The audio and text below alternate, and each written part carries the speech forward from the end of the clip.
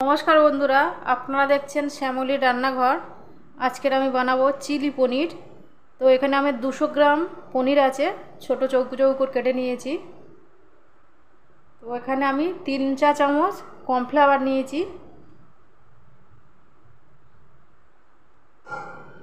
এখানে আছে 2 চা চামচ ময়দা, আর দেব আদা রসুন একসঙ্গে পেস্ট করা 1 চা চামচ দিলাম।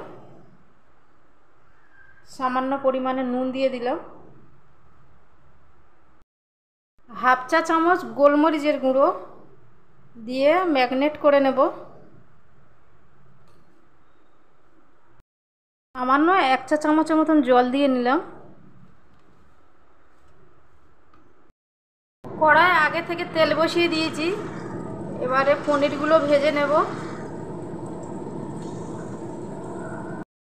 পনিরগুলো ভাজা হয়ে গেছে, এবার পনিরগুলো তুলে নেব।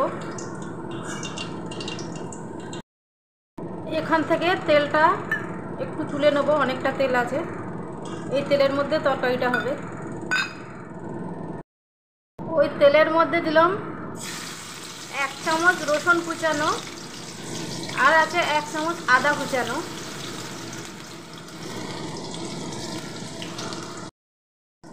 এক মিনিট নাড়ার পরে এবার দিয়ে দেবো কাঁচা লঙ্কা দুটো, কুচিয়ে রাখা কাঁচা লঙ্কা।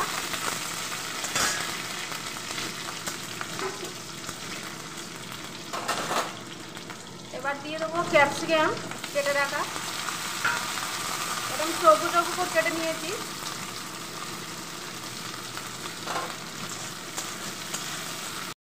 একটা মাঝারি সাইজের ক্যাপসিকাম নিয়েছি, আর এখানে 4টে আমার ছোট সাইজের পেঁয়াজ কাটা আছে। পেঁয়াজগুলোর এরকম পাপড়িগুলো ছাড়িয়ে নিয়েছি, একটা পেঁয়াজ 4 পিস করে পাপড়িগুলো ছাড়িয়ে নিয়েছি।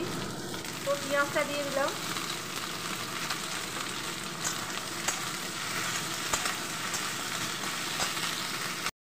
দু মিনিট নাড়ার পর রেড চিলি সস আমি এখানে 4 চামচ আছে, আর এখানে আছে রেড সোয়া সস, ওটাও 4 চামচ আছে। আর দিলাম টমেটো কিষান সস, ওটাও 4 চামচ আছে। সব চায়ের চামচে 4 চামচ করে দিয়েছি।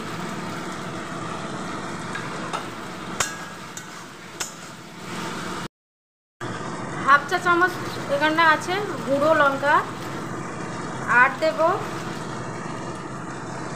এখানে হাফ চা চামচ গোলমরিচের গুঁড়ো। আপনাদের ঝাল যেমন পছন্দ সেই অনুসারে দিতে পারেন। পরিমাণ মতন নুন দিয়ে দেবো, আর জল দিয়ে দেবো। আপনাদের ঝোল যেমন পছন্দ সেই অনুসারে জল দেবেন।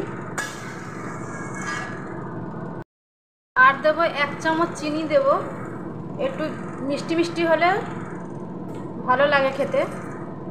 আর একটু দেবো গরম মশলা, শাহি গরম মশলার গুঁড়ো।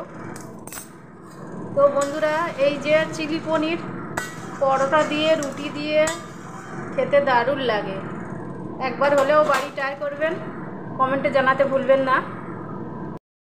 এবার দেবো ভেজে রাখা পনিরগুলো। তো এই তরকারিটা ফ্রাইড রাইস দিয়ে খেতেও ভালো লাগে, লুচি দিয়ে অনেক কিছু দিয়ে খাওয়া যায়।